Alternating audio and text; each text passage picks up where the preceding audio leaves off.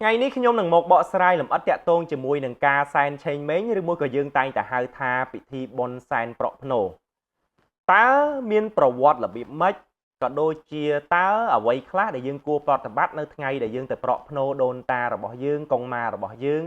ក៏ដូចជាដំណំអ្វីខ្លះដែលយើងគួរតែប្រតិបត្តិដើម្បីបញ្ជៀសរាល់បញ្ហាអីផ្សេងៗដែលអាចកើតមានឡើងកំឡុងពេលដែលយើងសែនប្រក់ភ្នោ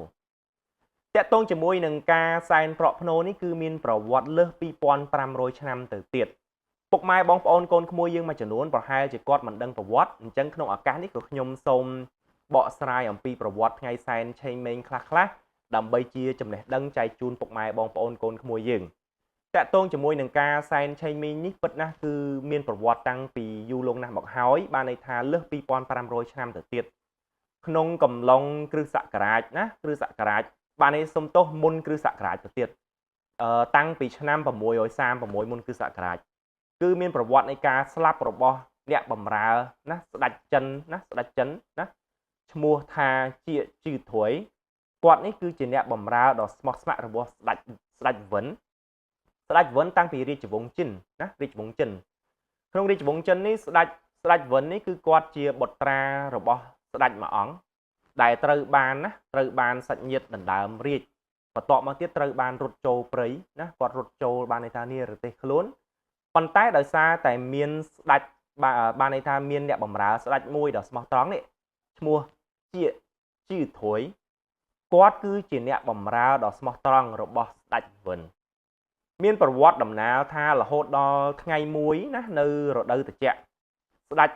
វិនហ្នឹងគឺគាត់ឃ្លានខ្លាំងមែនតើតាំងពីគាត់នៅវ័យខ្ទង់ប្រហែលជា19ឆ្នាំពេលហ្នឹងគាត់និរទេសខ្លួនទៅកន្លែងដាច់ស្រយាលមួយណា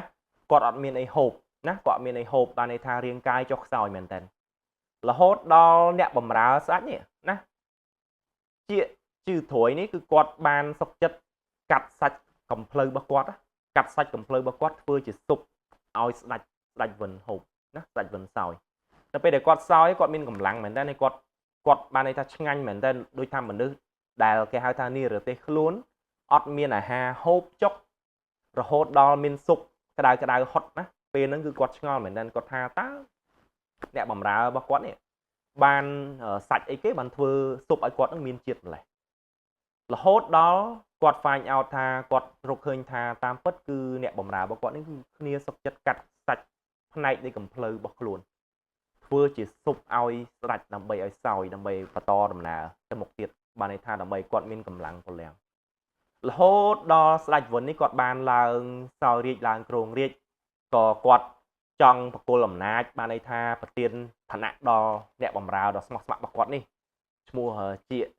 ជឺធួយនេះប៉ុន្តែជាជឺធួយនេះគឺគាត់អត់ព្រមទទួលយកតំណែងបុណ្យស័ក្តិអីទាំងអស់ដោយសារតែគាត់ជួយស្ដេចវិននេះគឺគាត់ជួយក្នុងន័យថាគឺដោយគេហៅថាសុចចិត្តណាគឺអត់មានចិត្តថាជួយនឹងបំណងថាចង់បានអីវិញទេរហូតដល់គាត់ជាមួយនឹងម្ដាយគាត់មានម្ដាយចាស់មួយរហូតដល់រត់ទៅនៅព្រៃភ្នំដើម្បីបញ្ជៀសរាល់ការឡើងឋានៈការបកគលឋានៈអីផ្សេងៗមកឲ្យគាត់បញ្ជៀសពីស្ដេចវិនគឺគាត់សុខចិត្តរត់និរទេសខ្លួនជាមួយនឹងម្ដាយរបស់គាត់នេះទៅស្នាក់នៅក្នុងព្រៃនៅក្នុងភ្នំស្ដេចវិនក៏គាត់ខំប្រឹងផ្សព្វផ្សាយក៏ដូចជាស្វែងរកណាអ្នកបម្រើរបស់គាត់នេះគឺគាត់ខំស្វែងរកខ្លាំងមែនទែនបន្ទាប់ពីគាត់បានឡើងសោយរាជប៉ុន្តែគាត់ស្វែងរកគឺអត់ឃើញសោះរហូតដល់គាត់ដាច់ចិត្តគាត់បញ្ជាសេនាឲ្យគាត់បញ្ជាសេនារបស់គាត់គឺដុតព្រៃចោលតែម្ដងដុតព្រៃភ្នំមួយនឹងចោលតែម្ដងដោយសារតែគាត់គិតថាគឺតើតដុតភ្នំនឹងទៅបានជាជឺធួយនឹងគឺគាត់នឹងចេញមកហើយប៉ុន្តែដោយអកុសលនៅពេលដែលគាត់ដុតភ្នំនឹងតែម្ដងដុតព្រៃនៅភ្នំនឹងតែម្ដងគឺឆេះស្លាប់ទាំងម្ដាយទាំងកូននៅក្នុងព្រៃនោះការស្លាប់របស់ជាជឺធួយនេះគឺនៅក្នុងកំឡុងឆ្នាំ636នៅមុនគ្រិស្តសករាជហ្នឹងឯងរហូតដល់ស្ដេចវិននេះគឺគាត់ឈឺចាប់ខ្លាំងមែនតើហើយក៏គាត់ណារហូតដល់បញ្ជាឲ្យបានកំឡុងគាត់ស្លាប់ហ្នឹងគឺកំឡុងនីតិខែរដូវបាននៅក្នុងខែ4ហ្នឹងឯងណាគាត់ស្លាប់នៅក្នុងខែ4ណាអញ្ចឹងស្ដេចវិនក៏គាត់បញ្ជារហូតដល់ឲ្យសេនាក៏ដូចជាប្រជារាស្ត្រទាំងឡាយរហូតដល់ហូបបួសហើយមកហូបដែលឬមួយក៏ហាមប្រើហាមប្រើភ្លើងកំឡុងពេល3ថ្ងៃកំឡុងពេលដែលរៀងរាល់ឆ្នាំ ដែលជាជឿធួយបានស្លាប់នៅក្នុងពំនក់ភ្លើងនោះរហូតដល់នៅក្នុងបាននៅក្នុងរាជវង្សថាងណានៅក្នុងរាជវង្សថាងនេះកំឡុង732ណាឆ្នាំ732នៃគ្រិស្តសករាជក៏គាត់រំលឹកដល់រឿងរ៉ាវទាំងអស់នោះក៏គាត់បញ្ជាឲ្យណាចាត់ទុកថ្ងៃជាទូទៅថ្ងៃ4ឬក៏ថ្ងៃ5ណាថ្ងៃ4ឬក៏ថ្ងៃ5រៀងរាល់ខែ4គឺគាត់ឲ្យធ្វើពិធីបុណ្យសែនឆេងមេងនេះមួយថ្ងៃដើម្បីជាការរំលឹកគុណក៏ដូចជាយកឱកាសនេះដើម្បីឲ្យប្រជាជនរាស្ត្រទាំងឡាយគឺគាត់បានឈប់សម្រាកជួបជុំបងប្អូនគ្រួសារក៏ដូចជាការបង្ហាញការដឹងគុណដល់បុព្វបុរសដែលលោកបានបូជាឈាមស្រស់សាច់ស្រស់បូជាទាំងកម្លាំងកាយចិត្តដើម្បីចិញ្ចឹមបីបាច់ថែរក្សាយើងដូចជាយាយកុងម៉ាឪពុកម្ដាយ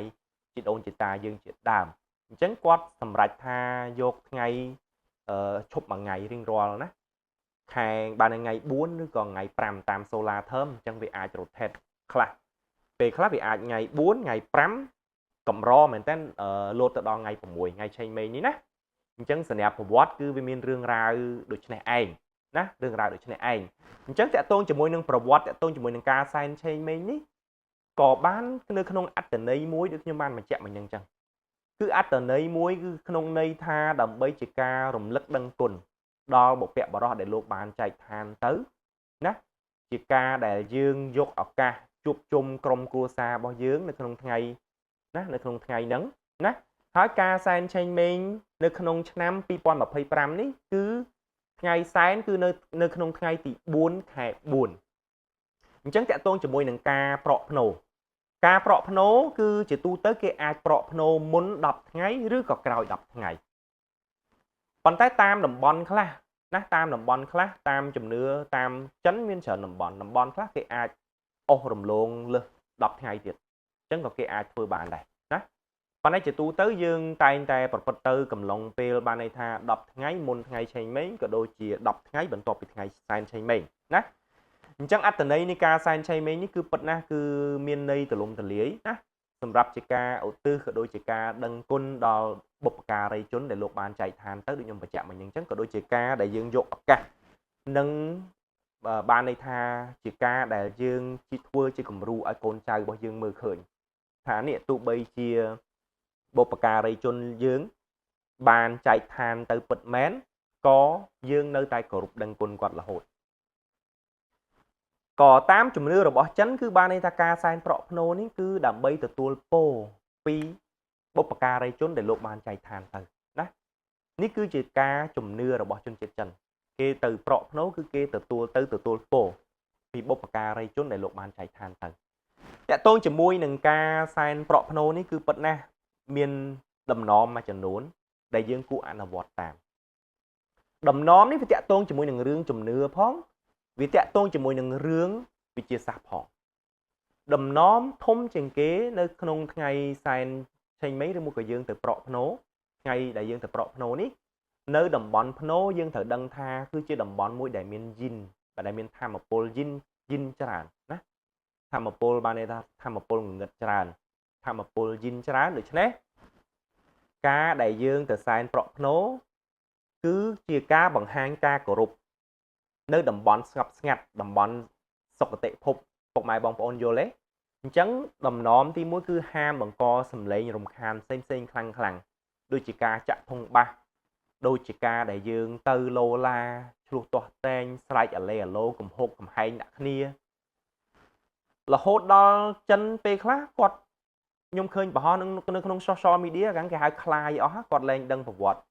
គាត់ទៅជាជួលមនុស្សស្រីឲ្យទៅរំនៅភ្នូនឹងកំដរភ្នូនឹងអីជាដើមនេះគឺជាការជំនឿរបស់គេប៉ុន្តែតាមប្រវត្តិគឺជាការដែលយើងទៅគោរពទីសក្ការៈគោរពបុព្វការីជនរបស់យើងអញ្ចឹងការបង្ហាញការគោរពចិនណាសូម្បីតែការស្លៀកពាក់ថ្ងៃទៅសែនឆេងមេងឬក៏ថ្ងៃប្រក់ភ្នូហ្នឹងក៏គេអត់ឲ្យស្លៀកពាក់ស្រស់ពេកដែរអានេះបើតាមប្រវត្តិដោយសារតែការបង្ហាញការគោរពជួនកាលគេពាក់សខ្មៅក៏មានដែរប៉ុន្តែសម្រាប់តាមវិទ្យាសាស្ត្រគឺយើងអាចពាក់តាមពណ៌លាបជ័យរបស់យើងតាមពណ៌ហុងស៊ុយរបស់យើងប៉ុន្តែយើងព្យាយាមកុំឲ្យស្រស់ពេកបានន័យថាសម្លៀកបំពាក់ឬមួយក៏កៅអៅយើងពាក់បើសិនណាយើងត្រូវមួយធាតុភ្លើង យើងអាចពាក់ពណ៌របៀបដូចថាផ្កាជក់ខ្ចី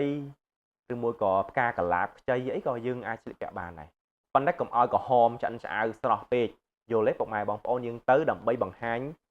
ការដឹងគុណបង្ហាញការគោរពណាមិនមែនទៅអបអរសាទរទេគឺយើងទៅបង្ហាញការដឹងគុណការគោរពឧទាហរណ៍ថាពុកម៉ែបងប្អូនយើងត្រូវមួយធាតុដីយើងអាចប្រើរបៀបពណ៌សាច់កៅអៅពណ៌សាច់យើងស្លៀកពាក់តាមពណ៌ហុងស៊ុយយើងក៏យើងអាចស្លៀកពាក់អញ្ចឹងបានដែរតែសូមកុំឲ្យមើលទៅវាលិចពេកចឹងណាដូចថាអ្នកខ្លះត្រូវជាមួយនឹងធាតុឈើស្រាប់តែស្លៀកពាក់ចេញមកពណ៌ត្រួយចេកឧទាហរណ៍ណាអាហ្នឹងគេហៅថាស្រស់ពេកយើងស្លៀកពាក់ពណ៌ណាឲ្យយើងសគុតស្គមបន្តិចដើម្បីបង្ហាញការគោរពដើម្បីបង្ហាញអំពីភាពស្ងប់ព្រោះតំបន់ហ្នឹងគឺយិនច្រើនពុកម៉ែបងប្អូនយើងអត់ដែរដឹងទេតាក់ទងជាមួយនឹងការសែនឆេងមេនេះប្រយ័ត្នតែយើងមានក្មេងទៅដល់ឡូឡាអីច្រើនណាជួនកាលខ្លះក្មេងដែលឡូឡាហ្នឹងអាចមានបញ្ហានៅភ្នោហ្នឹងក៏មានដែរពេលខ្លះវិទ្យាសាស្ត្រអាចបកស្រាយបានទេប៉ុន្តែតាមពិតអ្នកខ្លះក៏គេជឿថាដូនតាប្រកាន់ប៉ុន្តែតាមពិតពេលខ្លះវិទ្យាសាស្ត្រគឺពិបាកក្នុងការបកស្រាយនៅពេលដែលយើងបង្កការរំខានបង្កភាពគេហៅថាចលាចលឬមួយក៏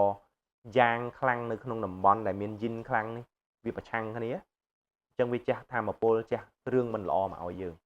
អញ្ចឹងសូមឲ្យយើងកុំហាមបង្កណាជាសំឡេងរំខាននៃផ្សេងឬមួយក៏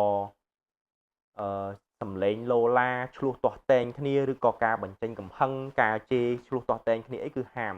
សូមហាមគិតរឿងល្អគិតអំពីការដឹងគុណយាយកងម៉ាដឹងគុណញាតិការបស់យើងដឹងគុណមេដាបៃតារបស់យើងណា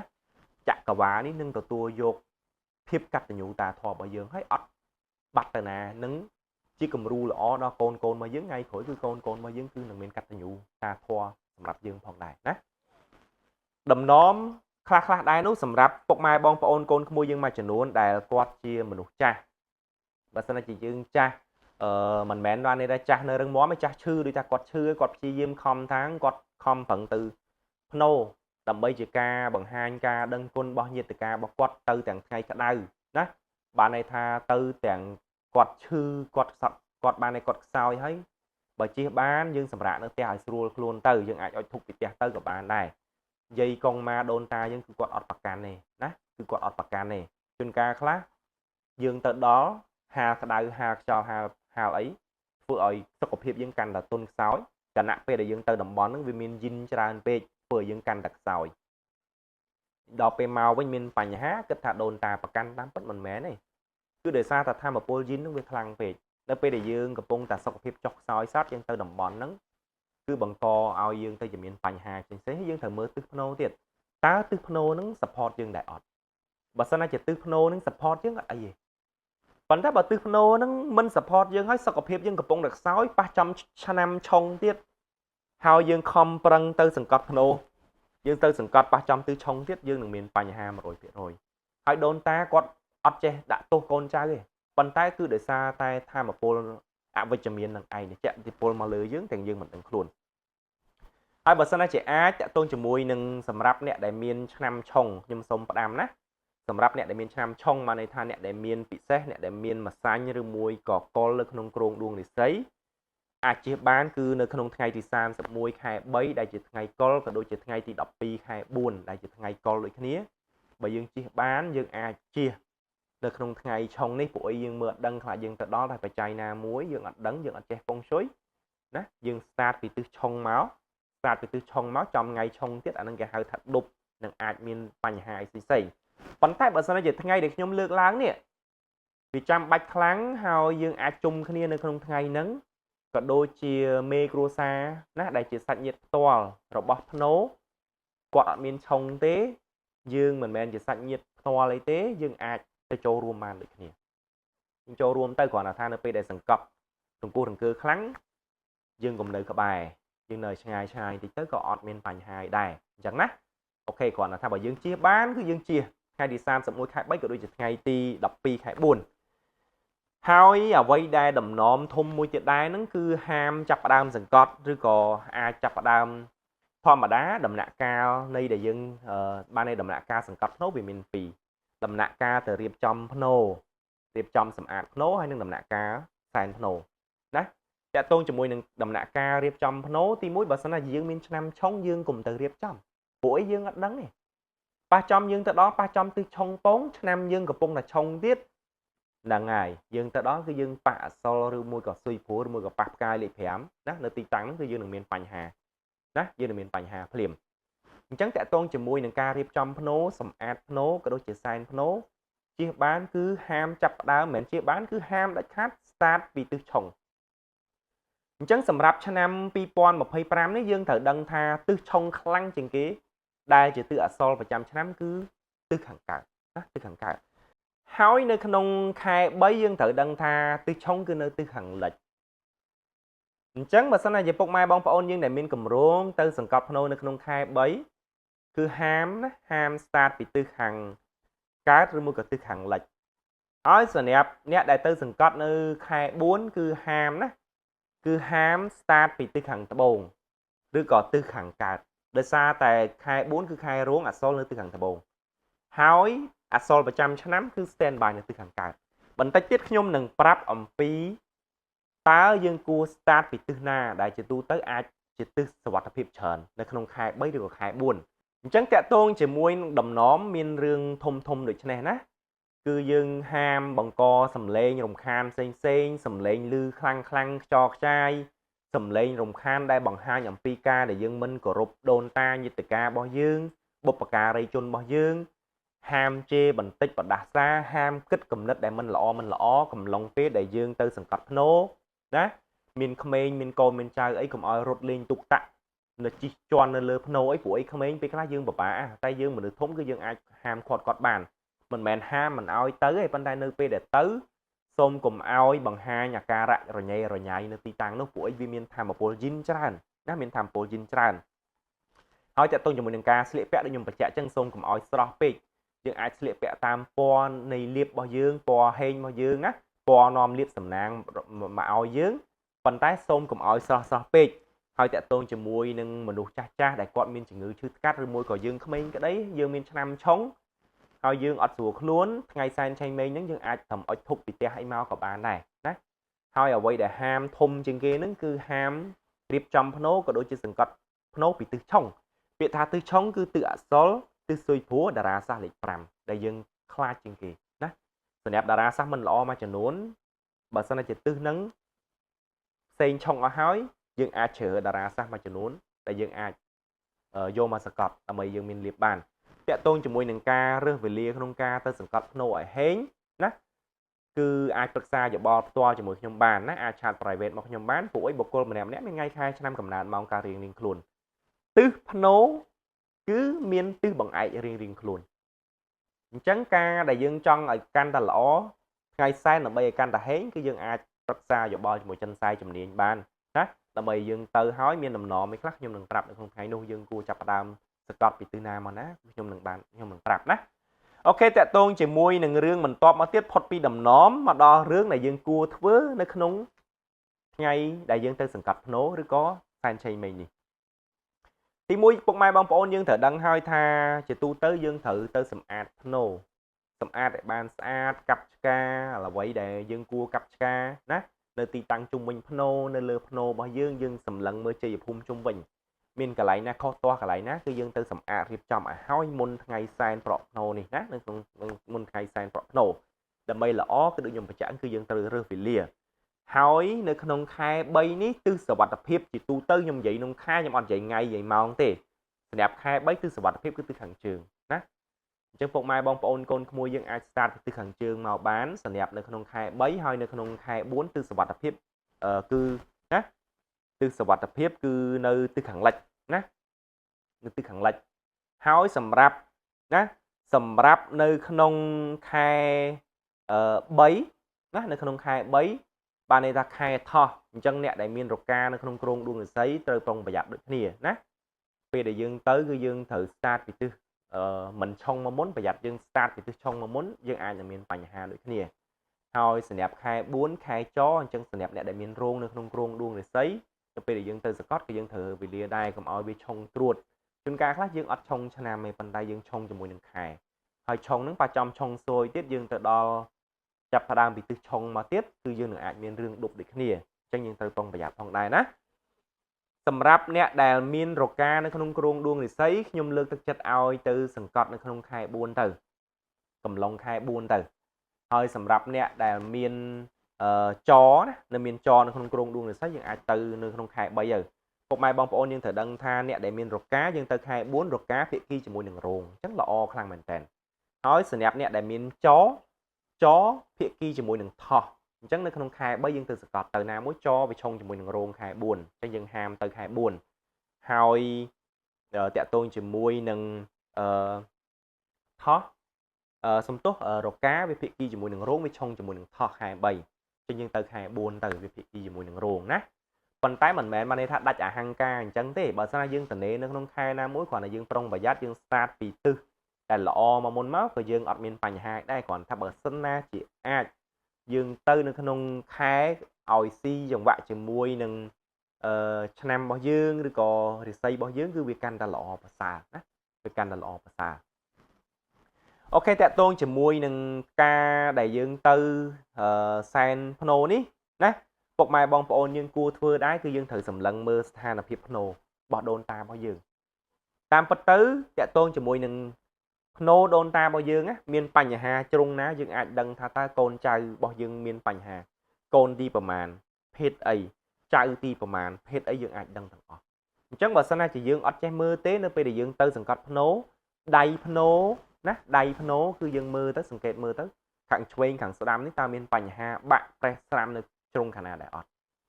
នៅពេលដែលយើងឈរចំមុខភ្នោខាងឆ្វេងគឺតំណាងឲ្យណាកូនចៅភេទស្រីខាងស្ដាំគឺតំណាងឲ្យកូនចៅភេទប្រុសបើសិនណាជា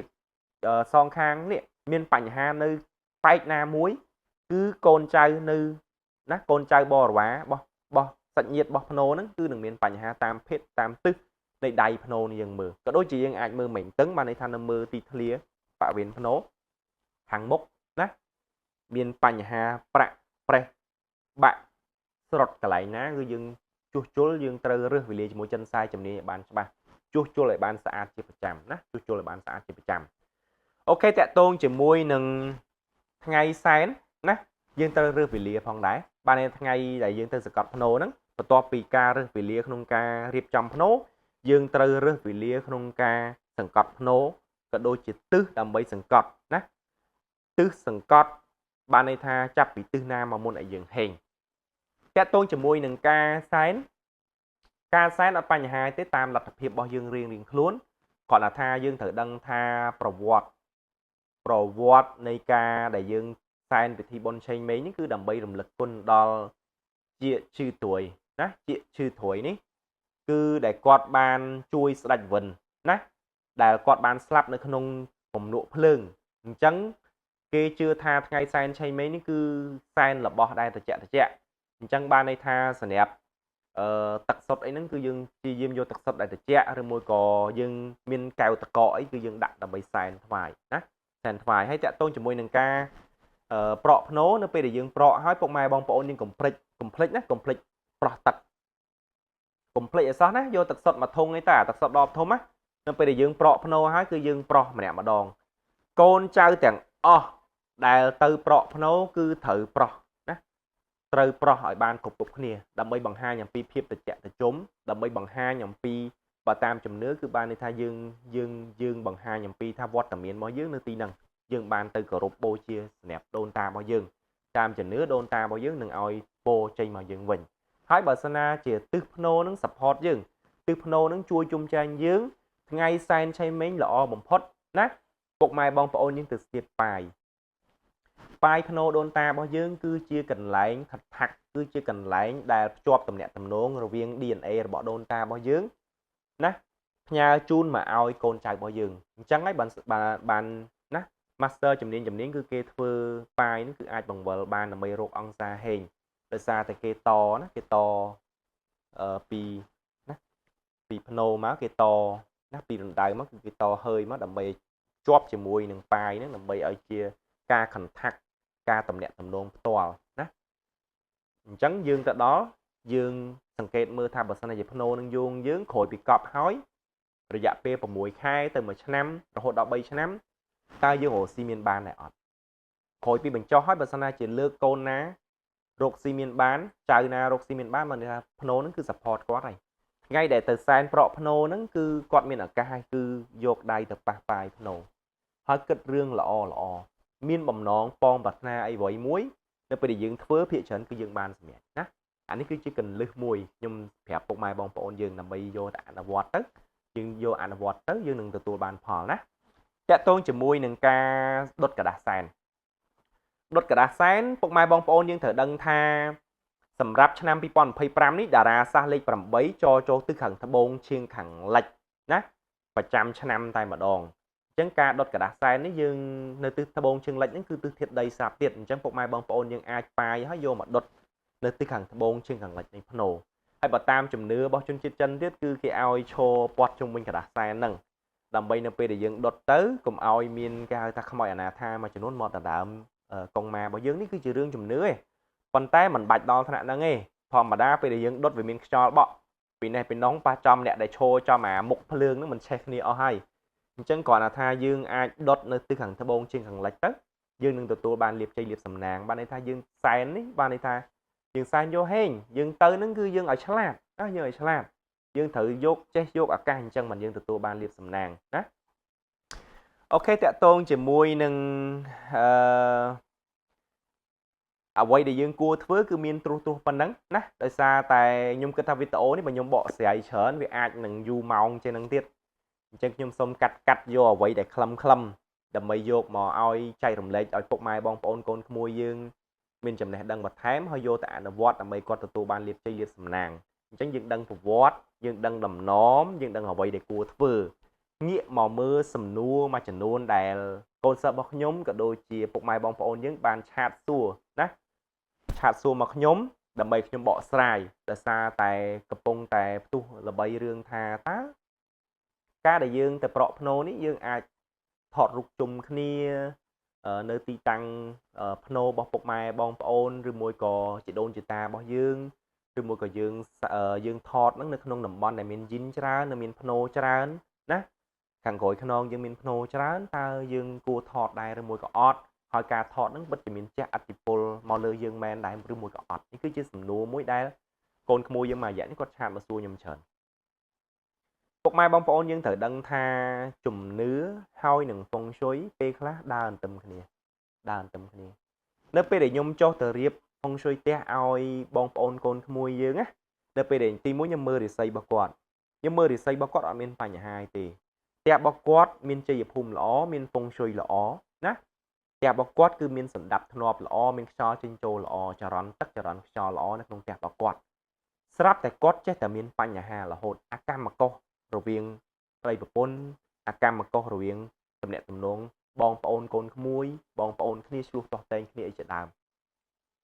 អញ្ចឹងនៅពេលហ្នឹងខ្ញុំសង្កេតមើលគឺគាត់រៀបទីយាក៏ដូចជាកុងម៉ាគាត់រៀបអត់ត្រូវនៅពេលដែលគាត់រៀបអត់ត្រូវគ្រាន់តែខ្ញុំឲ្យគាត់រៀបឡើងវិញស្រាប់តែរឿងទាំងអស់ហ្នឹងវាលែងកើតមានឡើងបានន័យថារាសីរបស់គាត់កំពុងល្អគាត់ចាប់ផ្ដើមហេងចំណូលរបស់គាត់ចាប់ផ្ដើមមានឡើងចំនួនរវាងគ្រួសាររបស់គាត់ចំនួនរវាងបងប្អូនរបស់គាត់ស្រាប់តែធូរស្រាលអញ្ចឹងរឿងមួយចំនួនពេលខ្លះយើងជាអ្នកវិទ្យាសាស្ត្រយើងជាអ្នកចុះទៅរៀបហុងស៊ុយគេពេលខ្លះយើងត្រូវដើរអន្ទឹមគ្នាជាមួយនឹងរឿងជំនឿដូចជាជំនឿតាក់ទងជាមួយនឹងការដាក់កញ្ចក់សឹងខំដាវគឺប៉ុណ្ណាគឺមានឥទ្ធិពលនៅពេលដែលយើងដាក់អានេះពេលខ្លះវិទ្យាសាស្ត្រគឺបកស្រាយបានទេអញ្ចឹងតាក់ទងជាមួយនឹងការសែនប្រក់ភ្នោនៅពេលដែលយើងថតរូបនៅពេលដែលឃើញមានភ្នោមានអីខាងក្រោយខ្នងយើងតាមជំនឿគឺជានិមិត្តរូបដែលមិនសូវល្អជានិមិត្តរូបអពមង្គលមួយណាជានិមិត្តរូបអពមង្គលមួយទី1ទី2អត្តន័យនៃការចែករំលែករបស់ Master ធំមួយចំនួនគឺគាត់ចង់ចែករំលែកអត្តន័យស្នូលគឺមិនចង់ឲ្យគេដឹងថាតើរូបរាងភ្នោរបស់ដូនតាយើងនឹងរបៀបម៉េចទីតាំងនៅកន្លែងណាជួនកាលខ្លះគេអាចសង្កេតឃើញគេអាចដឹងបើសិនណាជាគេមានបំណងមិនល្អណាមួយរឿងនេះតាមពិតខ្ញុំអត់ចង់បកស្រាយទេគេមានបំណងមិនល្អណាមួយគឺគេអាចធ្វើឲ្យរឿងមិនល្អកើតមានឡើងសម្រាប់ក្រុមគ្រួសារយើងបានអញ្ចឹងសម្រាប់ភ្នោដូនតារបស់យើងគឺសូមបីបាច់ថែរក្សាមើលការខុសត្រូវឲ្យបានល្អណា មើលការក៏ត្រូវបានល្អប៉ុន្តែសម្រាប់អ្នកដែលមានបំណងមិនល្អបើស្នាយើងទៅធ្វើរឿងមិនល្អក៏មានរឿងមិនល្អកើតមានឡើងខ្លួនឯងដែរក៏មានរឿងកើតមិនល្អកើតមានឡើងចំពោះខ្លួនឯងដែរអញ្ចឹងបានប្រវត្តិស្ដេចចិនមួយចំនួននៅពេលដែលគាត់កប់ភ្នូគឺគាត់អត់ឲ្យគេដឹងថាទីតាំងភ្នូគាត់នៅកន្លែងណាទេពុកម៉ែបងប្អូនឃើញទេរហូតដល់មកដល់ឆ្នាំនេះមកដល់សតវត្សនេះហើយនៅស្រាវជ្រាវរកភ្នូស្ដេចចិនមួយមិនដឹងនៅទីតាំងណាផងសម្រាប់អ្នកដែលមានជ័យភូមិអ្នកដែលចេះជ័យភូមិខ្លាំងគេអាចស្មានដឹងថាអូទីតាំងអាចនៅកន្លែងនេះដោយសារគេមើលជ័យភូមិគេដឹងប៉ុន្តែមិនមែនបានន័យថាគឺជាការប្រាប់តគ្នាថាភ្នូគាត់នៅនឹងមិនមែនទេគឺគេលាក់បាំងអញ្ចឹងអត្តន័យកន្លែងនេះបានន័យថាអញ្ចឹងពុកម៉ែបងប្អូនយល់ទេអញ្ចឹងបើសិនណាយើងអាចបញ្ជៀសបានគឺចំណុចហ្នឹងក៏យើងអាចបញ្ជៀសទៅវាមិនអីវាមិនខុសអីពីរឿងថាពេលខ្លះនៅពេលដែលយើងជីតនាមកណាយើងព្រើភ្នែកអ្នកដែលស្គាល់គ្នាព្រើភ្នែកស្រាប់តែឃើញមនុស្សហ្នឹងអត់ក្បាលខ្ញុំឧទាហរណ៍ណាអញ្ចឹងគាត់ហ្នឹងមានរឿងអាចមានគ្រោះអញ្ចឹងរឿងជំនឿនេះពេលខ្លះយើងជឿដោយបញ្ញាប៉ុន្តែក៏យើងជឿរហូតដល់មិនមែនបានតែជឿបាក់ស្បាតជឿរហូតដល់ខ្លាចទេគាត់ថាបើសិនណាជាយើងមិនជឿក៏យើងគុំប្រមាថដូចគ្នាបានអញ្ចឹងណាបើយើងមិនជឿក៏យើងគុំប្រមាថដូចគ្នាមួយទៀតតកតងជាមួយនឹងសំណួរពុកម៉ែបងប្អូនយើងកូនក្មួយយើងសួរខ្ញុំដែរតកតងជាមួយនឹងបើសិនណាករណីស្ត្រីដែលគាត់មានវត្តរដូវតើគាត់គួរទៅសែនប្រក់ភ្នូដែរឬមួយក៏អត់ណាតកតងជាមួយនឹងស្ត្រីដែលគាត់មានវត្តរដូវគាត់អាចទៅសែនបានដូចគ្នាដូចខ្ញុំបញ្ជាក់ចឹងគឺជាការបង្ហាញអំពីណាបង្ហាញអំពីការដឹងគុណការបង្ហាញអំពីកតញ្ញូតាធម៌ណាមួយគិតរឿង gender គឺវាស្មើភាពគ្នាអត់បញ្ហាទេគ្រាន់តែថានៅពេលដែលយើងឡើងទៅប្រក់ភ្នូពុកម៉ែបងប្អូនយើងត្រូវដឹងថាភ្នូរបស់យើងមួយចំនួនគឺយើងបានរៀបចំពូនឡើងខ្ពស់យើងត្រូវការជន់ឈោងប្រក់ដល់ដំបូលផ្សេងអញ្ចឹងបើសិនណាជាយើងដឹងខ្លួនយើងថាយើងកំពុងតែមានបញ្ហាសុខភាពរបស់យើងណាសុខភាពស្ត្រីយើងអាចប្រក់ត្រឹមដៃភ្នូយើងអាចប្រក់បានដូចគ្នាយើងគុំទៅបង្ហោះបានន័យថាយើងគុំទៅជន់នៅលើភ្នូទៅប្រក់ដល់កពូលភ្នូបានយើងហេងអីយើងគុំធ្វើអញ្ចឹងគឺជាការបង្ហាញការគោរពពុកម៉ែបងប្អូនយើងយល់ពាក្យថាបង្ហាញការគោរពទេបើស្នាយើងកំពុងតែអញ្ចឹងយើងទៅធ្វើអញ្ចឹងសូថាយើងបង្ហាញការគោរពការដែលអត់ទេដោយសារតែមានរឿងច្រើនតាក់ទងជាមួយនឹងវត្តបានន័យថារឿងឈាមរដូវនេះគឺមានរឿងច្រើនបើសិនណាជាតាក់ទងជាមួយនឹងអបិយជំនឿគឺគេអាចប្រើរឿងនឹងបានច្រើនណាអញ្ចឹងពុកម៉ែបងប្អូនយើងយល់ហើយអញ្ចឹងជារឿងមួយដែលយើងអាចជៀសបានគឺយើងជៀសទៅប៉ុន្តែយើងទៅធម្មតាយើងទៅសែនយើងទៅជួបជុំឲ្យបានធម្មតាអត់បញ្ហាទេគ្រាន់តែថានៅពេលដែលយើងប្រក់ភ្នូពេលដែលយើងឡើងជន់ភ្នូឡើងជន់អីបើយើងជៀសបានយើងជៀសទៅជារឿងអពមង្គលមួយណាយើងហាមអូខេក៏មានសំណួររបស់បងប្អូនកូនក្មួយយើងសួរថាចុះបើសិនជាភ្នូនឹងទឹមកប់ក្រោម3ឆ្នាំដោយសារតែតាមជំនឿគឺចាប់ពី3ឆ្នាំឡើងបានយើងអាចទៅប្រក់ភ្នូបានសែនភ្នូបានតាក់ទងជាមួយនឹងការស្រាវជ្រាវរបស់ខ្ញុំគឺការដែលយើងមិនអាចទៅមុន3ឆ្នាំហ្នឹងគឺដោយសារតែពេលខ្លះយើងអត់ដឹងថាថ្ងៃដែលយើងទៅរៀបបានន័យថាទៅបញ្ចុះគាត់នេះយើងអត់ដឹងថាប៉ះអសល់ដែរអត់ពាក្យថាអសល់បើសូយ3ឆ្នាំអញ្ចឹងគេចង់ឲ្យធម្មពលសូយនឹងវាផុតសិនអញ្ចឹងហើយបានផុត3ឆ្នាំបានគេឲ្យទៅប្រក់ភ្នូអញ្ចឹងណាប៉ុន្តែបើតាមប្រពៃណីចិនមួយទៀតគេគិតថាគឺ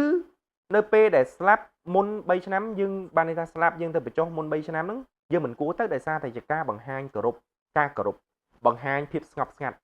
យើងអត់ចង់ទៅឲ្យមនុស្សហ្នឹងបានន័យថាវិញ្ញាណហ្នឹងវាបានតែវិញ្ញាណហ្នឹងអត់តន់អស់អាល័យពីយើងបង្ហាញការគោរពឲ្យគាត់នៅកន្លែងស្ងប់ស្ងាត់របស់គាត់សោយសុខរបស់គាត់ឲ្យបានរយៈពេលយ៉ាងហោចណាស់ការគោរពបានន័យថាយើងកុំទៅរំខានគាត់នឹង3ឆ្នាំអាហ្នឹងបើតាមជំនឿអញ្ចឹងបើសិនណាយើងប្រតិបត្តិអញ្ចឹងកន្លងមកយើងប្រតិបត្តិអញ្ចឹងវាអត់មានបញ្ហាទេក៏ដូចជាយើងទទួលបានលៀបជ័យលៀបសំណាងយើងបន្តអនុវត្តទៅណាយើងបន្តអនុវត្តទៅយើងមិនជឿក៏យើងកុំប្រមាថអញ្ចឹងណាអូខេអញ្ចឹងសម្រាប់ព័ត៌មានក៏ដូចជាចំណេះដឹងតាក់ទងជាមួយនឹងការសែនឆេះមេងឬមួយក៏ការសែនប្រក់ភ្នូនេះខ្ញុំគិតថាប៉ុណ្ណេះគឺក្បោះក្បាយសម្រាប់ពុកម៉ែបងប្អូនកូនក្មួយយើងហើយចឹងសម្រាប់ចម្ងល់បន្ថែមអាចឆាតចូលក្រុម Telegram ណា Master ពិសិដ្ឋពងជ័យដែលខ្ញុំដាក់ link នៅក្នុងការបង្ហោះ Facebook ក្តី YouTube ក្តីគឺខ្ញុំដាក់ link ហើយគ្រប់ឆ្លើយសំណួរពុកម៉ែបងប្អូនអាចចូលទៅក៏ដូចជាខ្ញុំដាក់ថា Telegram លោកគ្រូបានន័យថាអាហ្នឹង private មកខ្ញុំបានណាជាចុងក្រោយសូមគោរពជូនពរពុកម៉ែបងប្អូនទាំងអស់គ្នាទទួលបានលាភជ័យលាភសំណាងទាំងអស់គ្នាសូមអរគុណ